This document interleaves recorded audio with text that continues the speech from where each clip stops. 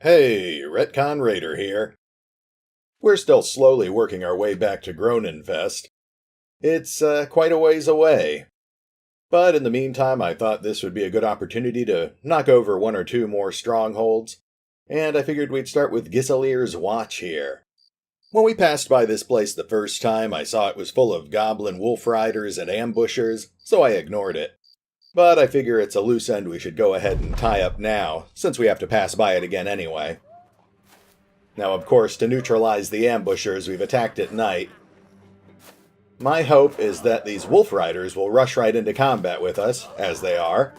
We'll slaughter them, and then hopefully the ambushers will run away without having ever engaged us.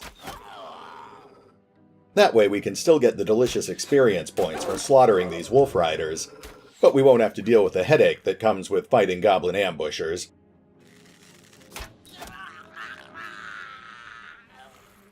Now, of course, this fight does handicap our own archers as well, but they can still do exactly what we're doing right now, which is firing close-range shots through the ranks to pick apart the goblin wolf riders that have engaged with us. We've already dropped one wolf and rider just through arrows alone. We'll keep our line intact for the moment, just in case any of the ambushers move up. We don't want to expose our archers to incoming fire. But honestly, I think our flank guards are doing just fine so far. Chiron just finished off the wolf, and the rider. So that's two wolf riders down. We'll go ahead and hop Rondus over to engage this other rider. And he managed to handily pierce its lung with his legendary dagger. And Goon just crushed another wolf with his great hammer. But, like I said, we're going to keep Casimir and Dominic where they are so they can keep providing cover for our row of archers. Now let's see where the additional wolf riders go.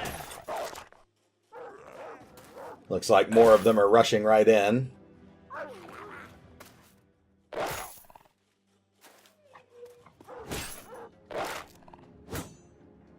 Alright, a few minor armor hits here and there, nothing serious. Let's go ahead and start picking these guys off again. There's a pierced hand on the north line.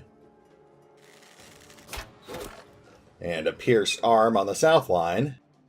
The ambushers still haven't moved up, so at this point I'm tempted to go ahead and move Casimir. But he can't reach anyone anyway, so we'll move Dominic instead. Manages to get in a decent hit. We'll keep harassing wolf riders with arrows. Half of Oswald's armor is gone now. I'm going to have to keep an eye on him. Henry takes out another wolf rider on the south side. Vlad doles out a pierced side on the north. And then Oswald handily finishes off that rider. Let's go ahead and switch Rondus off to his greatsword. And he takes out a wolf, followed by the rider. Our south side is clear. Now we've just got these riders on the north side to contend with. Let's start steadily surrounding them. I guess we can risk... Oh, right, there's still a wolf there.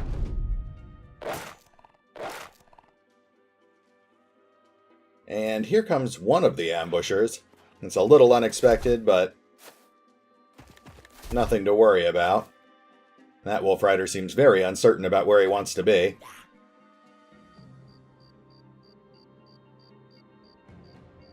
Fox is our best marksman, but even he's hard-pressed to land a shot under these conditions.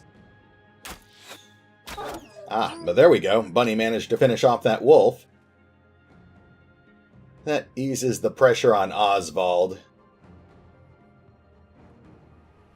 But unfortunately, I'm not sure if Potato or Mark will be able to contribute anymore for this fight. There we go. Casimir clears the other goblin rider off Oswald. Now he can withdraw.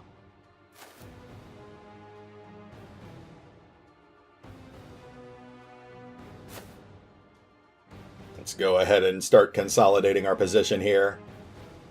Dominic just spotted another ambusher, but I'm anticipating that he'll probably withdraw. At this point, we've killed over half their number, so any unengaged enemies are likely to start fleeing soon.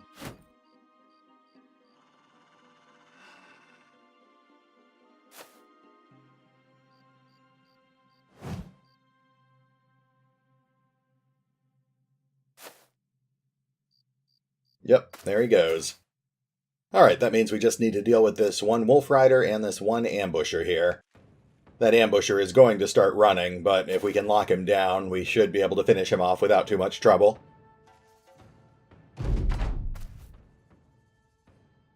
Ah, there he goes. He had to use most of his action points to get past that bush, though. Casimir took a couple of hits there, but he's still holding up. We'll just ignore the archers for now. Casimir will fight back against the Wolf Rider, of course. He managed to take out all his armor, but didn't dole out any injuries. And Dominic will start pursuing... Actually, he'll support Casimir. We still need to move up our south line, so that they can join in on the final leg of the battle. Oswald's pretty beaten, but he shouldn't have much trouble against an archer. We'll go ahead and lock down that ambusher. Ooh, there we go. Janos manages to crush the wolf with his hammer. And now we'll move the archers up. It's unlikely any of them will land a hit, but it's worth a shot.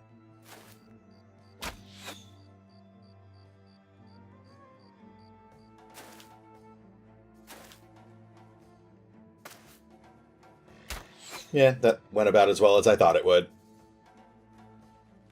Okay, I think we're done. Moving into round 5. The archer is, of course, fighting back against Oswald, but fortunately with his shield and the advantage of elevated terrain, there were no hits. Now our archers get another chance to try to take out... Ooh, nice. There's a pierced hand on the ambusher. It's a well-placed shot from Potato. Casimir's lost half his armor now, but otherwise he's fine. There we go. Dominic fells the last skirmisher. And now everyone can start moving in on the ambusher, who at this point has been largely neutralized thanks to that arrow through the hand. I can see from looking at the enemy counter, all the other ambushers have already fled, so the battle is over. Dominic is up a level. There's like a 5-way tie for MVP. And no significant loot. Signet ring's nice, I suppose. We can use some of these supplies. I'll take a moment to arrange our inventory a bit, and we'll be right back. You walk out of your tent and see a wasteland set ablaze. What isn't fire is blackened by its passing. What isn't dead is screaming as the flames eat their flesh.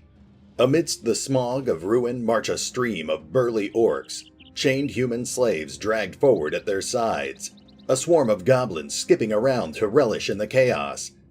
And Casimir the Glorious? The mercenary pokes you, and this burning world disappears in an instant. All that's left is the sellsword standing over you. Sorry to wake you, sir, but your bedding caught fire by the waning candle there.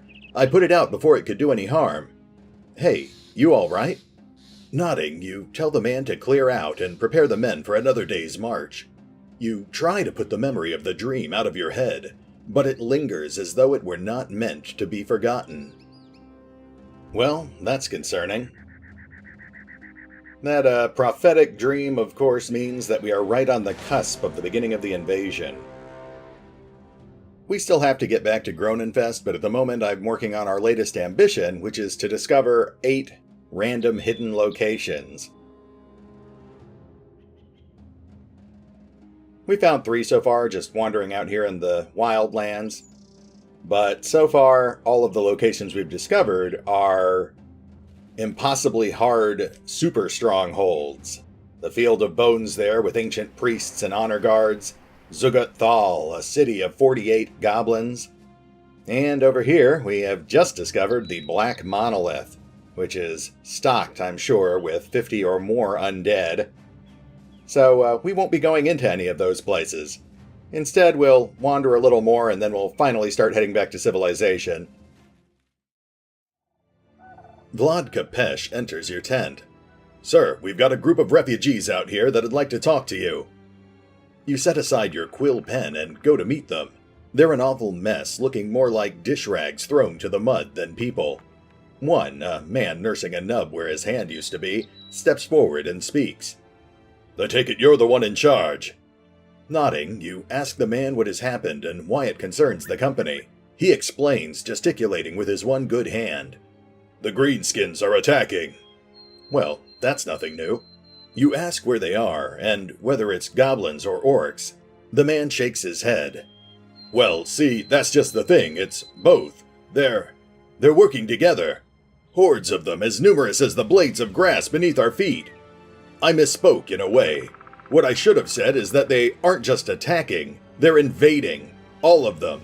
Together, an invasion beyond any scope or measure, don't you understand? You look to the crowd of refugees. Children huddled beneath the skirts of their mothers, men looking lost. The man continues. My father fought in the Battle of Many Names. He always did say they'd come back, and now I suppose he's right. We hear the noble houses are panicking and might join forces, lest we all be overrun. If you want my advice, I say stay out of it. Those hordes, there's no stopping them, and the things they do. You grab the man by his shirt. The things they do don't worry me. Get out of here, peasant, and leave the fighting to the fighters. War is upon us. Well, that officially marks the beginning of the invasion. Once we've wrapped up this ambition, we'll likely get a new ambition, telling us to end the war. So that's all the more reason for us to focus on finding 5 more hidden locations. That way we can clear the way for the crisis event. And we're back. We're still poking around out in the wildlands, locating strongholds, and this would be stronghold number 4. This one's actually pretty sparsely populated, with just a few young orcs and some orc berserkers, so I figured it couldn't hurt to get in there and take them out. At this point, now that the war has begun, I believe every orc stronghold we take out counts towards meeting the victory conditions. Every time we wipe out an orc patrol, or trash a stronghold, or complete an orc contract, I believe that all adds towards an overall meter, counting down towards the war's completion, so we might as well start off with the easy stuff.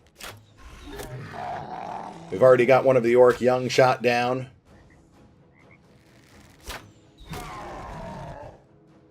And this swamp here is going to slow them down significantly when they try to reach our front line.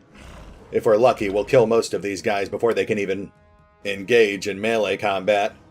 I do need to prioritize those man-splitters, though. Those things are still pretty deadly. We'll get our spears set just in case. We'll hold everyone else back. And we'll push into round 2.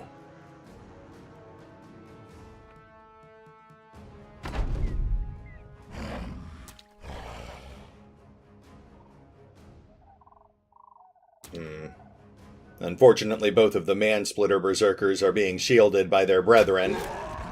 So we'll start firing arrows into their front ranks instead. Oof. Okay, we've got one orc young engaged on the north side. Hopefully Roderick and Goon should be able to make short work of him. We've got another orc berserker under cover on the south side. There we go. Alessandro drops another orc young, plants an arrow through that advancing berserker's thigh. And let's go ahead and switch Roderick off to his war brand, I think.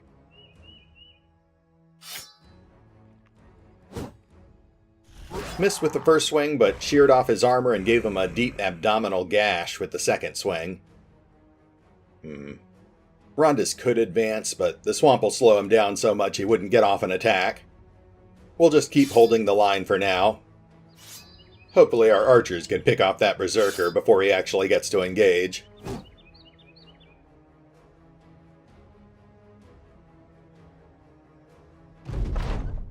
Speaking of which... There we go. Wojtek drops the Orc Young on our front line. That heavily armored berserker gets turned back by Chiron's spear. And Fox manages to put an arrow through the lead berserker's hand.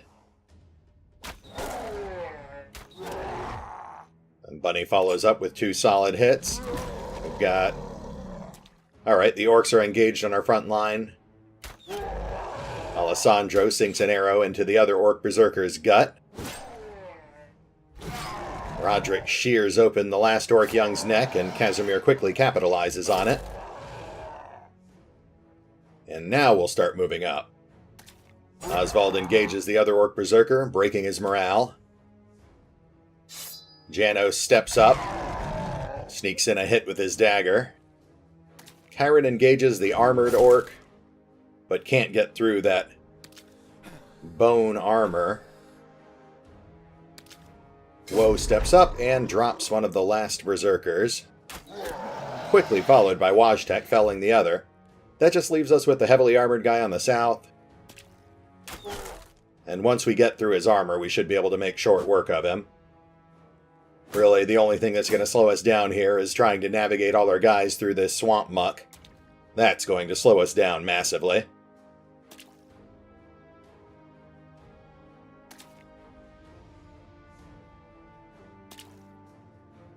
It's terrain like this that has pretty much made up my mind that one of the final perks we'll be picking up for all of our frontliners is Pathfinder. That way they'll be able to navigate this sort of terrain much more easily once they hit max level.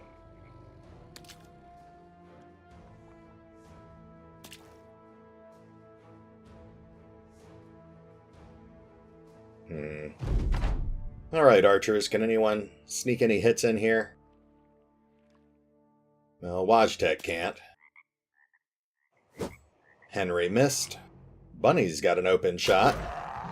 Nice, you took out half his health there. And Fox planted an arrow in this guy's thigh. He is on the brink of death now. Just one more hit will finish him.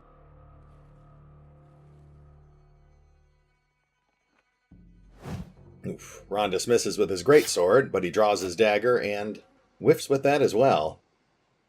Casimir hops the line, shattering this guy's morale. There we go. Chiron finally finishes him off. No level ups, but it looks like Alessandro and Wojtek are tied for MVP. And the loot's not great, but we'll take those furs and we'll take some of these orc weapons. They're good salvage. And we'll go looking for our next target. And welcome back again. We're still trekking through these horrifying swamps, and we have stumbled across another small orc war camp. This time it's the Cavern of the Boar, which contains un-orc young and some orc berserkers. So it should be another easy fight. Right off the bat I can see an orc berserker with a man-splitter there, and another heavily armored orc berserker with a berserker chain. We'll want to pick them off before they can reach our front lines. But first, we'll drop that orc young. That means the 5 remaining enemies are all orc berserkers.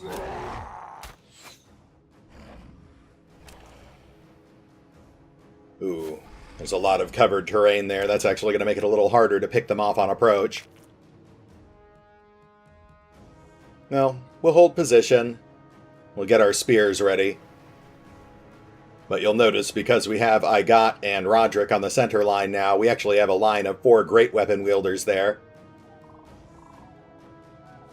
I guess it'll be a bit like the funnel technique. Our spearmen on the flanks will channel the orc berserkers straight into our great weapons. In theory. Oh, nice. Alessandro accidentally hits the wrong target, but Ooh, even better. Alright, Alessandro unintentionally cripples the lead Orc Berserker. Wojtek pierces the shoulder of the Orc Berserker right behind him. The other Orc Berserkers, unfortunately, are now under the cover of that swamp brush. We'll keep holding. I think it takes them just enough action points to move adjacent to our front line to prevent them from getting off an attack with those great weapons. So that gives our front line and our archers one turn to clear them off again. There we go. I got crushes one of the Orc Berserkers with his great axe, badly wounds the other, and then Potato quickly breaks that one's morale with a flurry of arrows. Rondus will hold. I don't want him to engage that man-splitter. Not yet, anyway. Oswald cracks his spear against that Orc skull helm. Janos crushes another Berserker, then steps up. Chiron will hold position, Henry will hold position, Vlad will step up in preparation for next turn. Roderick will hold, yeah. We definitely don't want to get close to that man-splitter, we want him to come to us. Oswald takes a minor bleeding wound, nothing to worry about. The man-splitter Berserker swoops in, no serious injuries, but he has stunned Janos. And our archers tear him up, and Vlad finishes him off. Okay, at this point the fight's pretty much over. We've broken the morale of one of the two remaining Orc Berserkers, and the other one's right on the edge. So really, now it's just a matter of mopping these guys up.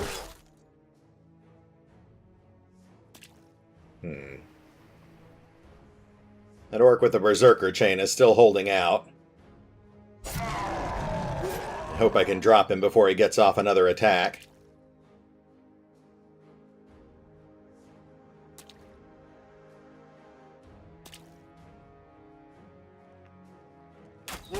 There we go. Mark Richards manages to shatter his morale. And we're already engaged with them, so we'll go ahead and finish them off. Alright, Potato. Potato drops one of them. And Mark drops the other. Oh, that went pretty smoothly. Potato hits MVP with 2 kills. And our inventory's still full, so let me handle that off screen and we'll pick up again in a moment. And we're back again. Now, I definitely need to get back to town. We're starting to run perilously low on supplies. But we're also incredibly close to finishing this ambition. Now we've got another fairly easy target here, the Torturer's Cave, which just has some Orc Berserkers, so once again we're going to go ahead and crush it now while we have the chance. If we're lucky, this camp will also have some supplies that'll make it a little easier to get back to town. We're already off to a good start, of course. We managed to sink a few arrows into that lead Berserker.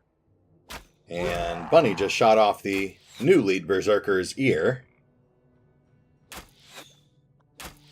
But they've managed to create a wedge formation behind that one branch, so now we're having a bit of a hard time.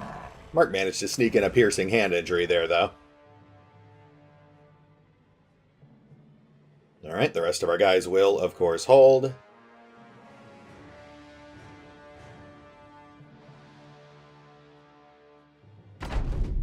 And here they come.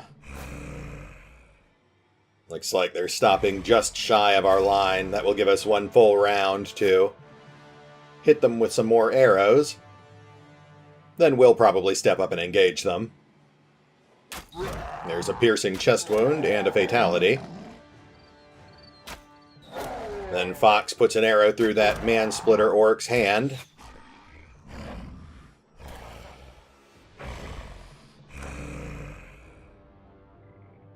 Hold for a moment, Henry. Potato drops our second Orc Berserker, pierces another hand. And Dominic will hold for the moment. And that's the last of our archers. Mark gets off a piercing chest wound. Agat steps up and fells that orc, then quickly fills the gap in our line again. I think we'll actually maintain our front line for the moment. If we're lucky, our archers will actually be able to finish this fight right at the top of next round.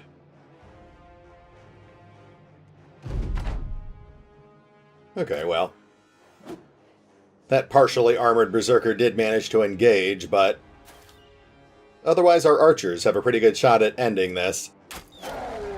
Bunny pushes that berserker to the brink of death.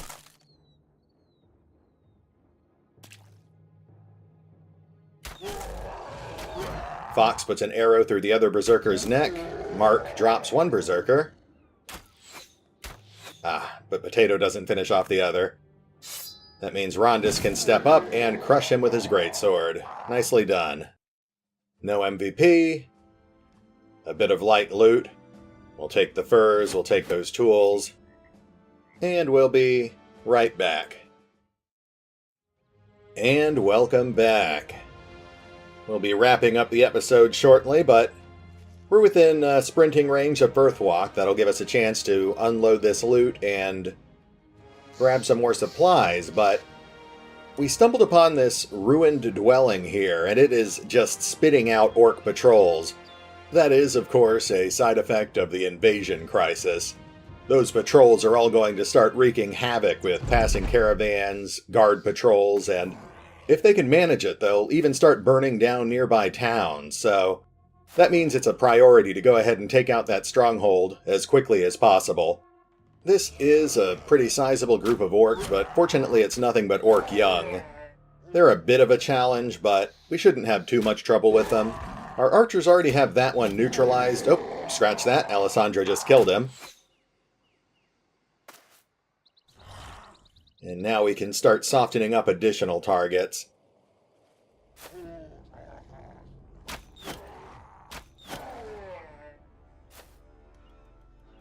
Now, obviously, we're not going to have enough time to take out the stronghold this session, but we will wipe out this patrol. And then next episode, we'll pick up with the stronghold. Then we'll finally be able to get back to town.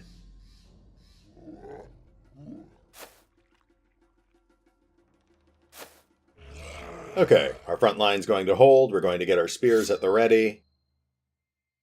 As with the berserkers, we want to pick off as many of these guys as possible with our archers before we're forced to engage them. Though in the future I may try a new tactic or two as we start facing more heavily armored orcs.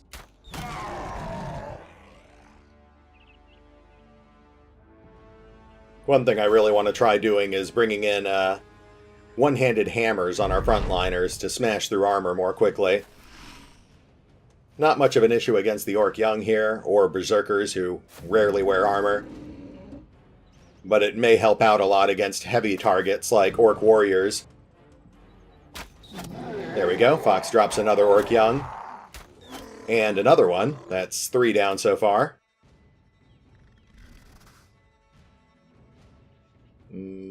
Bunny. Bunny lands a light hit on the lead orc. One of the few who actually is wearing armor here. Wojtek doles out a decent helmet shot.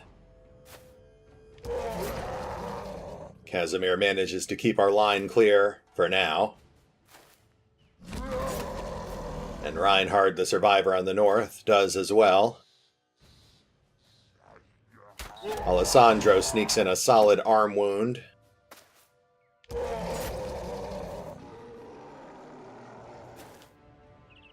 And Rondus. Rondus is eager to wade into battle, but he's just going to have to wait. We're not quite ready yet.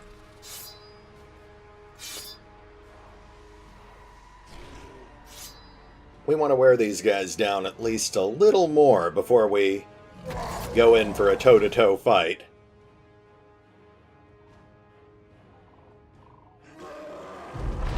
They're doing a good job of killing themselves on our spears. Ooh. And here come the heavy javelins. Wojtek just took a pierced cheek. That hurts his stamina regeneration, but it's not too bad in the grand scheme of things. We do want to start focus firing on the guys with throwing weapons, though, to discourage them from continuing that sort of behavior. And our spearmen are still doing a good job of keeping the lines clear. Fox manages to drop one of the javelin-throwing orcs.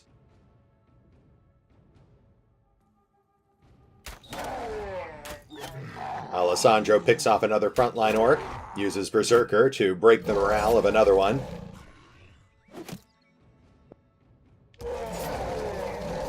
Ooh, and that orc young just enthusiastically hurled himself to his death against Casimir's spear. Our spear line's actually doing a great job here. Rondus is so eager to get into battle. Patience, man. Reinhard takes off an ear, and our spear line is finally broken. That means it's time to finally move in. Rondus, feel free.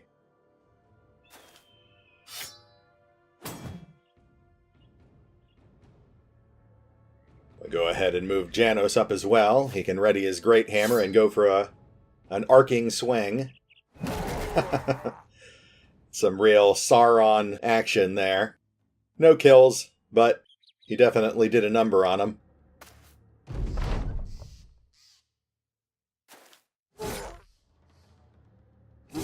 Woah finishes off one of the scattered orcs.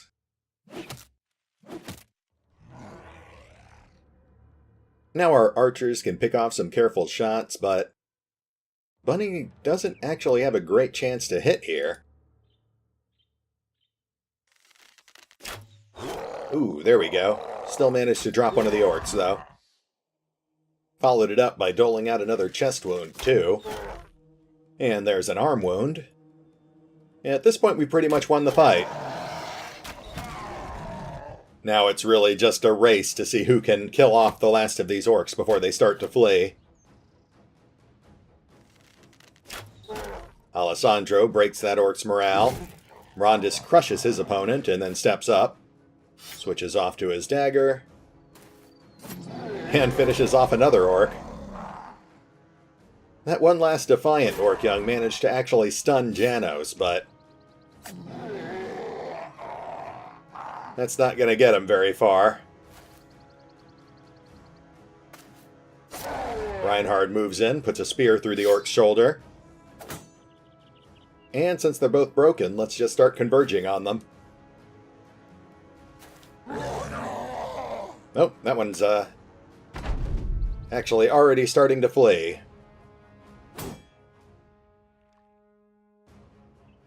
Alright. Now obviously we're going to make short work of the orc we already have pinned down on three sides. I'm just not sure if we'll be able to catch up with that other orc who's already running.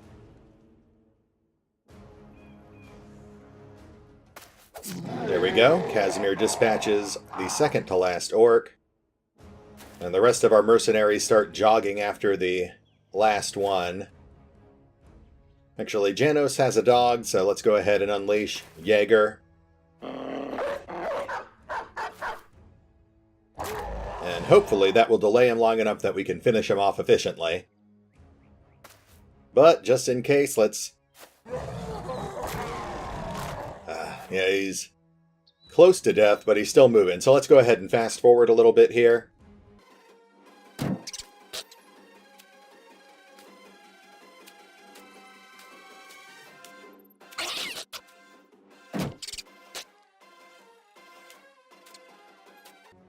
And there we go. We finally got Dominic engaged with the orc as well. That'll make it a lot less likely that he'll be able to keep breaking from combat successfully. Oh, and now we've got Reinhard in there too. And he tries to flee, but Reinhard swiftly cuts him down. Rondus hits level 11. Congratulations.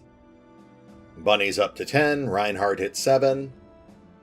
And unfortunately, Wojtek has that pierced cheek, so he's going to be benched for a while. and Fox pulls MVP with 4 kills. We'll pick through this loot, see what's worth keeping, and then next time we'll pick up with a stronghold assault. I'll see you then. Hey, RetconRaider here. So it's finally begun, the war to end all wars. The orcs have allied with the goblins, and now they're both marching on the kingdoms of man. What a time to be a mercenary. Of course, that means we're going to be killing a lot of greenskins over the next few episodes. I'll have to look into exactly how the game tracks progress when it comes to beating a crisis, but I think it essentially acts as a percentage-based progress bar that slowly fills as you slaughter patrols, wipe out strongholds, and complete contracts. Regardless, the raiders have a lot of work to do, and they're sure to have some pretty difficult battles ahead. I know I've said this before, but it's unlikely that everyone is going to make it through this alive. Just know that if you do die, it's for a good cause. Fame and fortune. Oh, and also saving humanity. Priorities, right? In other news, Overhype Studios did just release a more comprehensive update about the new content. If you've been keeping track of their news posts, then you've already heard of the Lindworm. But for those who haven't, this is the Lindworm, a wingless, serpent-like dragon from German folklore. As of October 19th, these things will officially be added to the game. They're the first enemies in the game that will take up more than one space, with their head and body both moving in tandem, but doling out separate attacks. These things are likely to be some of the deadliest foes in the game, with massive bite attacks, arcing tail sweeps that can send men flying across the battlefield, and acid for blood. But, for those who manage to actually bring one of these things down, there are also new rewards to reap. Here's hoping that the raiders can put an end to this orc invasion, because then I think it might be time to go dragon hunting. But for now, this is RetconRaider, signing off. Thanks for watching. Oh, and remember, although I do love playing Battle Brothers, you can find out more about the game by visiting the official website, or the fan-run wiki. Links are in the description.